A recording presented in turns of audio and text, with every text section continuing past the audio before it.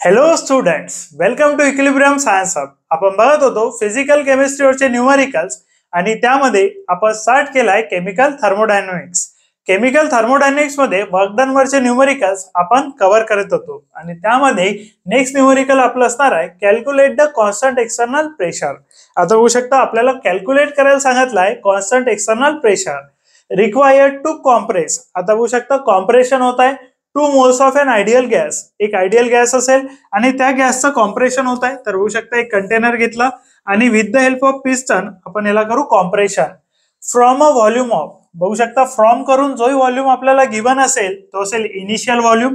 आता 25 DM cube हा initial volume असेल, दॅट इज V1 म्हणू आपण. इनिशियल व्हॉल्यूम आपण डिनोट करू V1 नी, इनिशियल व्हॉल्यूम आपण शो करू V1 नी. आणि कॉम्प्रेशन होत आहे तर व्हॉल्यूम विल डिक्रीज. जेव्हाही कॉम्प्रेशन होईल व्हॉल्यूम डिक्रीज करेल, जेव्हाही एक्सपान्शन होईल व्हॉल्यूम इन्क्रीज करेल. 2 नंतर जो व्हॉल्यूम गिवन असेल तो असेल फायनल व्हॉल्यूम. तर बघू शकता 2 गेलेला आहे 13 DM cube, means 25 DM cube पासून 13 डीएम क्यूब इतका व्हॉल्यूम झालेला आहे चेंज. आणि V2 that is final volume. Final volume असेल 13 DM cube, initial volume that is V1 असेल 25 डीएम क्यूब. त्यानंतर बघू शकता एक्सटर्नल प्रेशर कॅल्क्युलेट करायचं आपल्याला. When the work obtained is, work obtained आपल्याला गिवन आहे that is W is equal to 4862.4 joule. आता वर्क डन आपल्याला गिवन आहे, V1 V2 आपल्याला गिवन आहे. सिंपल आपल्याला फॉर्म्युला यूज करावा लागेल W is equal to -P delta V आणि त्यावरून मिळून जाईल आपल्याला एक्सटर्नल प्रेशर. बट त्यासाठी आपल्याला लक्षात येईल की व्हॉल्यूम जो गिवन आहे तो डीएम क्यूब मध्ये गिवन आहे आणि वर्क डन जे गिवन आहे ते जूल मध्ये आहे. तर याला कन्वर्ट करावं लागेल जूलचा डीएम क्यूब बार मध्ये.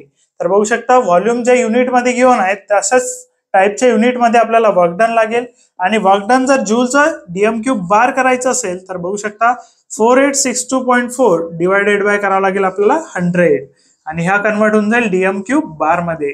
आता बघू शकता आपण जो युनिट होता व्हॉल्यूमचा that is DM cube, similar unit मध्ये कन्वर्ट केलेला आपण वर्क डनला. आणि वर्क डनला कन्वर्ट करताना डीएम क्यूब बार मध्ये जर कन्वर्ट करायचं असेल जूलला तर डिवाइड करावं लागेल 100 नी आणि डीएम क्यूब बारचं जूल करायचं असेल तर मल्टिप्लाय बाय 100 जे आपण या आधीच्या प्रॉब्लेम मध्ये बघितलेलं आहे. तर बघू शकता 100 नी जर डिवाइड केलं तर पॉइंट शिफ्ट करून घेऊ आपण. इथे पॉइंट असेल दॅट इज 4862.4 होता. व्हॅल्यू बघू शकता 4862.4 असेल. पॉइंट शिफ्ट करावं लागेल 2 डिजिटनी आणि बघू शकता लेफ्ट हँड साइडला 2 डिजिटनी पॉइंट शिफ्ट करावं लागेल. 48.624 इतकं असेल डीएम क्यूब बार मध्ये value for the work done. Point 2 डिजिटनी शिफ्ट केलाय, डिवायडेड बाय 100 होता, 2 डिजिटनी पॉइंट शिफ्ट केलेला आहे.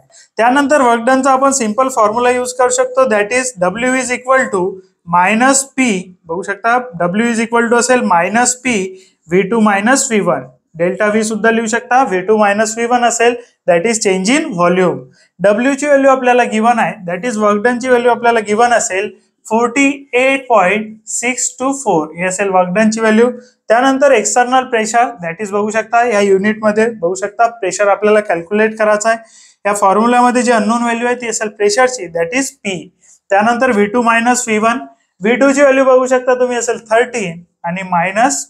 13 - 25 बघू शकता V1 ची व्हॅल्यू होती 25, V2 ची व्हॅल्यू होती 13. पुट केलेली आपण 48.624 इक्वल्स टू मायनस त्यानंतर होऊ शकता 13 - 25. 13 - 25 दॅट इज होऊन जाईल 12.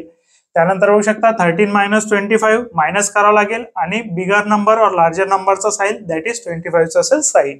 मायनस मायनस होऊन जाईल plus that is 12 into P equals to असेल 48.624. आता होऊ शकता प्रेशरची व्हॅल्यू जर कॅल्क्युलेट करायची आहे तर 12 इंटू प्रेशर आहे. सो याला जर शिफ्ट केलं आपण तर 48.624 व्हॅल्यू असेल 48.624 डिवायडेड बाय होऊन जाईल 12. डिवायडेड बाय 12 करावं लागेल.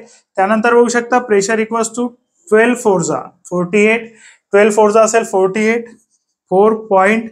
त्यानंतर बघू शकता पॉइंट आलेला आहे 12 4 असेल 48. त्यानंतर बघू शकता पॉइंट आलेला आहे 12 0 त्यानंतर येऊन जाईल 12 5 60. 12 5 होऊन जाईल 60.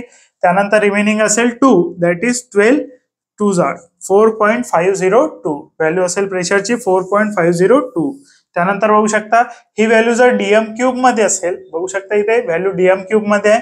त्यानंतर डीएम क्यूब बार मध्ये जर असेल वर्क डन आपण कन्वर्ट केलेला आहे डीएम क्यूब बार मध्ये, व्हॉल्यूम असेल डीएम क्यूब मध्ये, तर प्रेशर असेल बार मध्ये. बघू शकता व्हॅल्यूची प्रेशरची व्हॅल्यू असेल बार मध्ये, that is P is equal to 4.05 bar. बघू शकता.